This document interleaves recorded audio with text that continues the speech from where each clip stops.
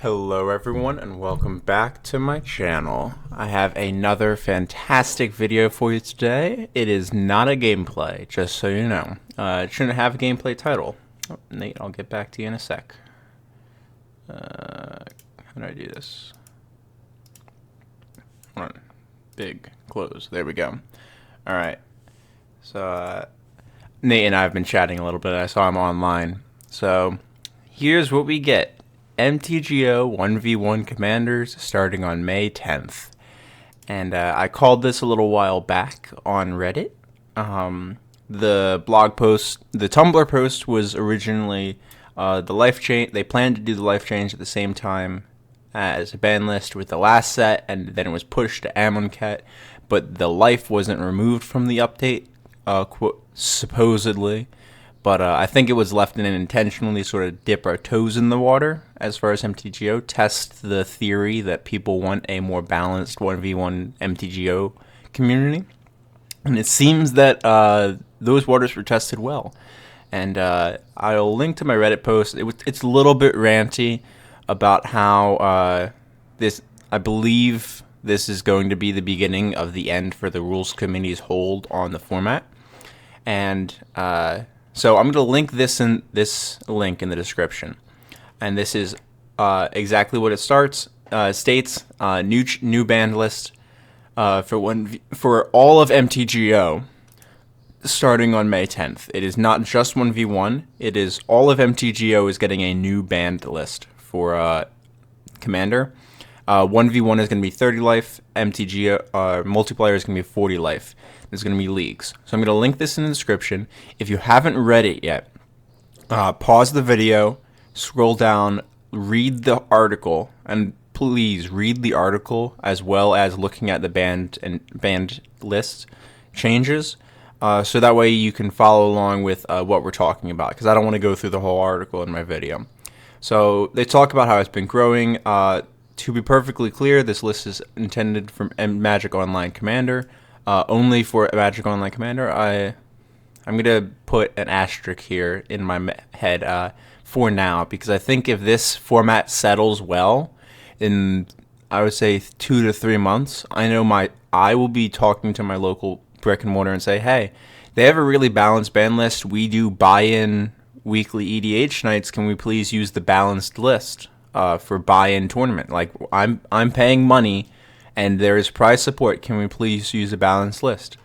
So if this format settles well, even because it is set up for multiplayer as well, I know I'll be talking to my brick and mortar in about 3 months, saying, hey, can we use this list instead of the other one, please?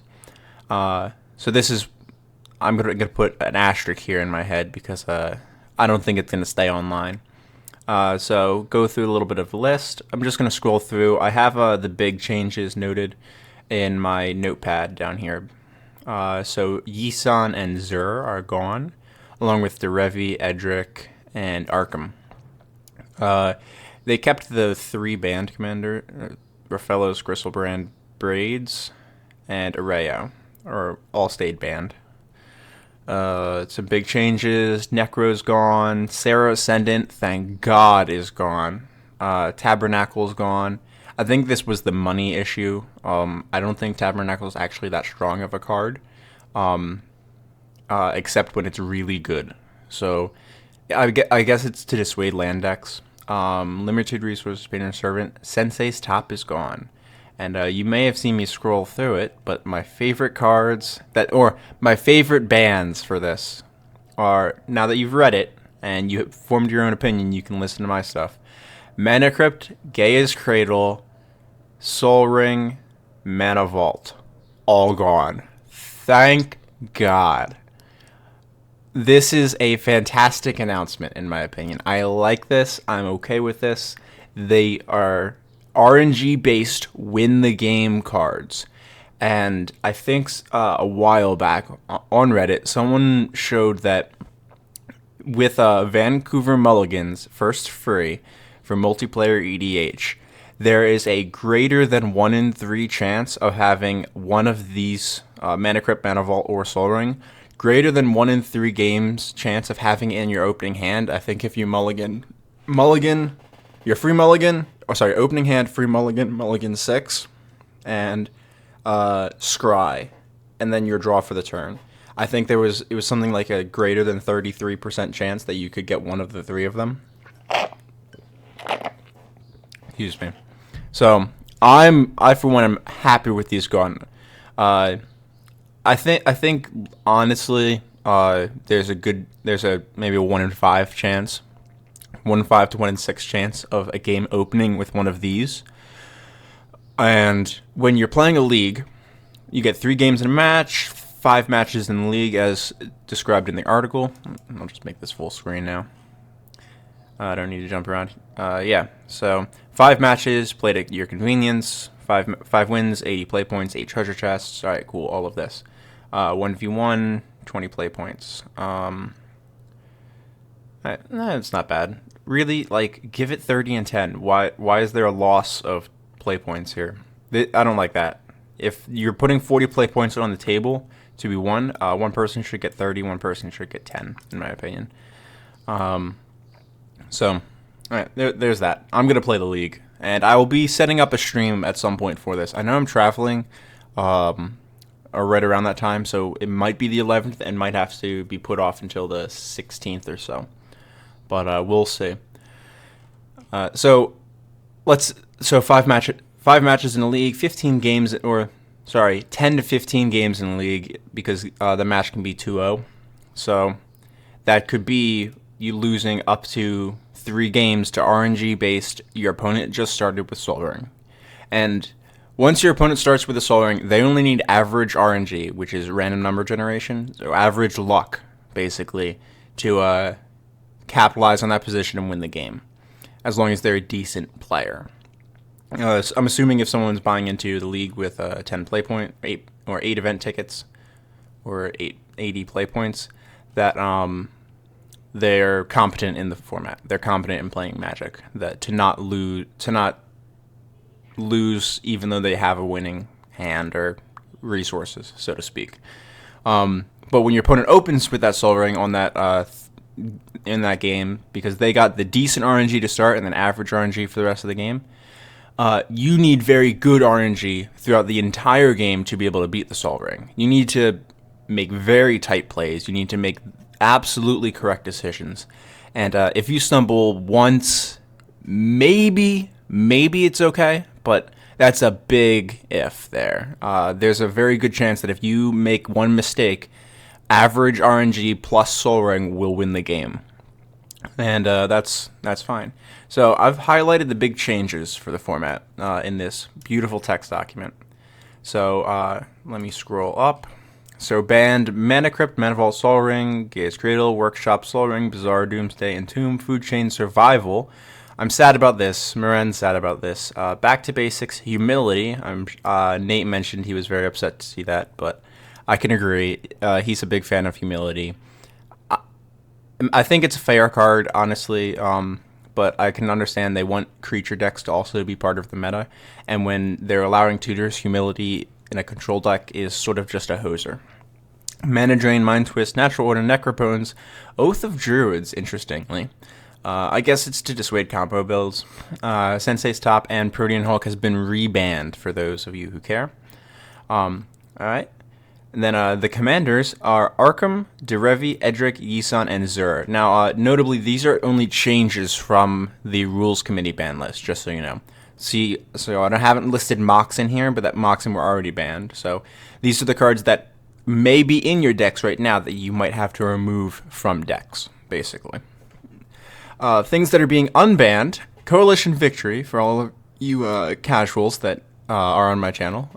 You can now win with Coalition Victory in multiplayer EDH on Moto.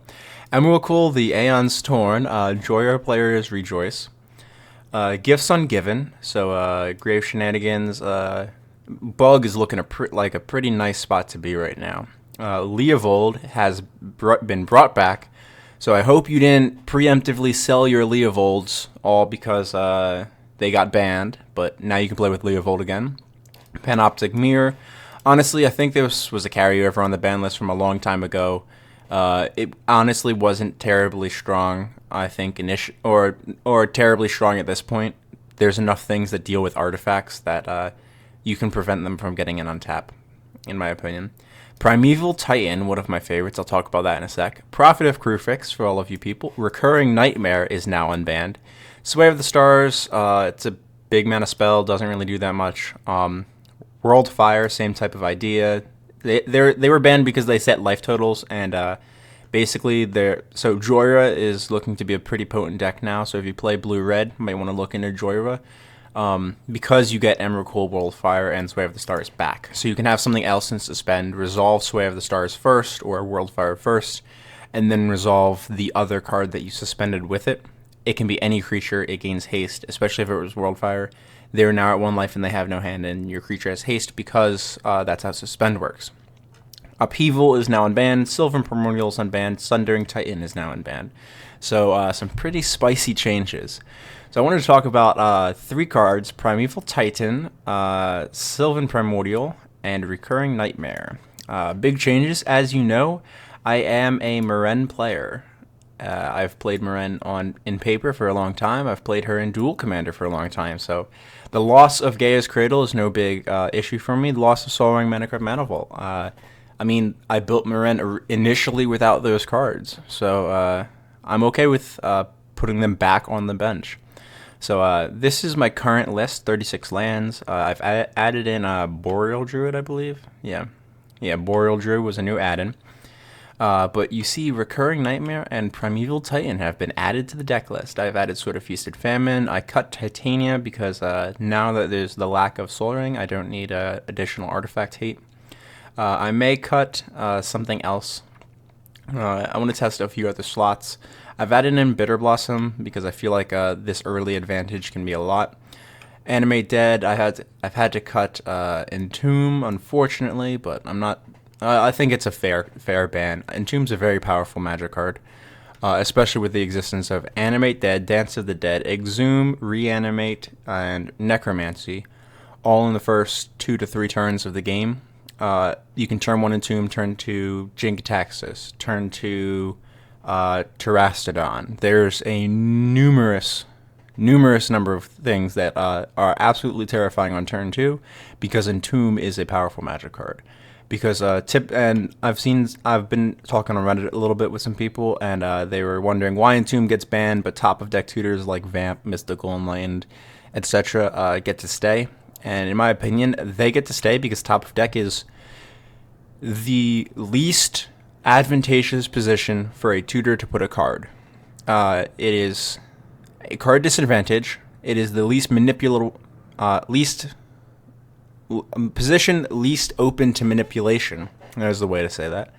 And they can still be instant speed, which is fine.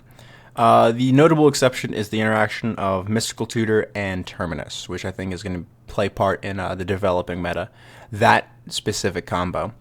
But top of deck tutors are very good, but it's the worst spot that you would want a card to be tutored to. You'd rather have hand, field, or graveyard. Entomb gets any card, so it's Vampiric Tutor. There's no loss of life, which is better than a Vampiric Tutor, and it puts it in one of the better advantageous positions to be abused because of spells like Animate Dead, Reanimate, Dance of the Dead type effects. So I can absolutely understand why Entomb is banned, and I think it's a good decision. Krovikan Horror might actually end up getting cut because I have to cut Survival of the Fittest, if I remember correctly. So Krovikan Horror doesn't need a slot in the deck anymore. I knew I was missing one of them. So I'm very excited for this update, and I hope you guys can test out some decks. As you see, I've made a second Meren deck, and I've just labeled it May 10th because I'm going to be building it as we go, but the deck will be legal as of May 10th. And keep an eye out for when I'm planning to do that updated. I'm going to try to do a live stream. Maybe I'll get Nate in. We'll have to see. I'll have to talk to him about it because it's up to his schedule as well. And I'm not sure when I'm going to be able to fit it in right now. Work's been killing me a lot. So, but I will do a live stream of a Commander League and play 5 matches for you. So you guys can get to see that for me. So the big changes that I want to talk about for those cards. the notable unbans. And I suggest you pop over to MTGO traders or your MTGO card source of choice. I know Nate's got a few that he's a big fan of, but so I just bought Primeval Titan is $9.30 for the M12 edition or $9.49 for the Modern Masters. They still have a decent stock of them. And if anything, I mean, they got 24 at $10.30, so not a big loss. It's just a buck more, but at least they had the stock, right? I bought, and I didn't buy any Sylvan Primordials because honestly, the card was never that expensive. It's 6 cents and 3 cents, so I don't really care that much. I'll pick one up from one of their trade bots because I do have stock with their trade bots. But Recurring Nightmare is the big change for the format that I think is going to be the most pick card, so to speak. Because it has been unbanned and because it is such a strong magic card, it's so difficult to deal with if you play it in your main phase. So let me highlight Recurring Nightmare for you. Pop it over here. So sacrifice a creature, return... No, that's not in my card. Sacrifice a creature, return Recurring Nightmare to its owner's hand, : those are the costs to activate the ability. Return target creature card from your graveyard to the battlefield. Activate this ability only time you can cast a sorcery. So the way that this interaction works is if you play Recurring Nightmare during your main phase, plan to use it immediately.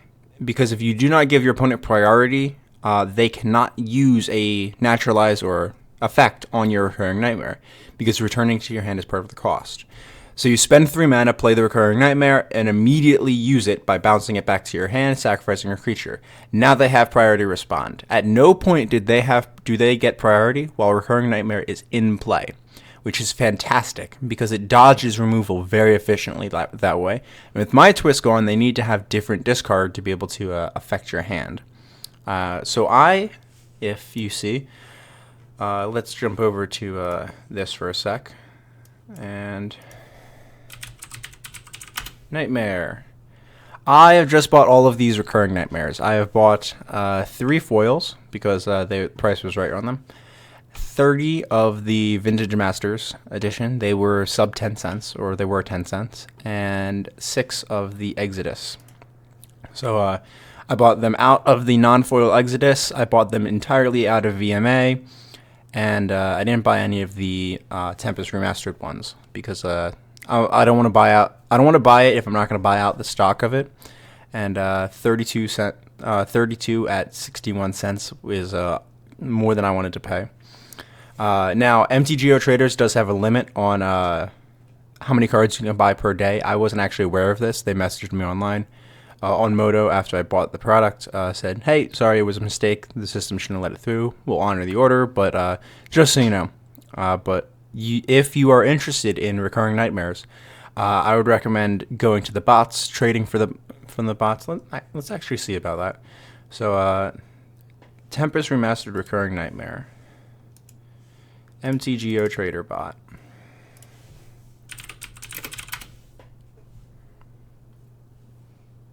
Oh. I'm so used to the delivery bots. Accepts trade invitation. Alright, so let's try Nightmare. Recurring Nightmare. So it says I have 30. They have 1, 4, and 6. What's the price on this? Let's see. 0.14. I have a buck. 0.14. And that's all they have there. So if you want to do some trades, they probably have more than that. I don't know. It's only showing 4, but they probably don't show more than 4 anyway. Interesting. So if you're looking to pick up some Recurring Nightmares, I recommend now be the time. Even if you just want one so you can switch it between your decks, I would do it before the price goes up on them because it is legal in all of 3 formats, and it will now get play in 1 format on MTGO, and that's EDH. And I think it has the same type of casual appeal as something like Doubling Season does. It's a really cool recurable reanimation effect, and it's an aptly named card. It is a nightmare for your opponents to deal with. So it's definitely worth it in some black decks, and I think you will not be remiss to pick one, at least one up from your source of choice. And it was my bad. I didn't realize that you couldn't buy more than 4, which seems strange for MTGO traders, but I guess that's to try to prevent buyouts. I mean, it's exactly what I did. I did buy out 3 of their lines of Recurring Nightmare, so I can understand it, but even if I don't agree with it. Alright, that's the video. Hope you guys liked it. I know it's not a gameplay, but some big changes coming up. I'll also include this list in the description down below for those of you who want a hard list, quote end quote, of the big changes in the format. And I'll include this link as well for anyone who is interested in having it bookmarked or sending it to a friend. Don't forget to. Alright, like, subscribe, and share the video to anyone you think might enjoy as well. And I will see you all in the next one. Keep your eyes peeled for the for when I will schedule the live stream. I usually put up a notification on my channel about a week ahead of time that I'll be doing one, so that way anyone who wants to tune in can. And if you want to join the notification squad, you'll be able to hit that bell icon right next to the channel name beneath the video, and you'll get notifications whenever I post new content to the channel. See you all in the next one, guys and girls.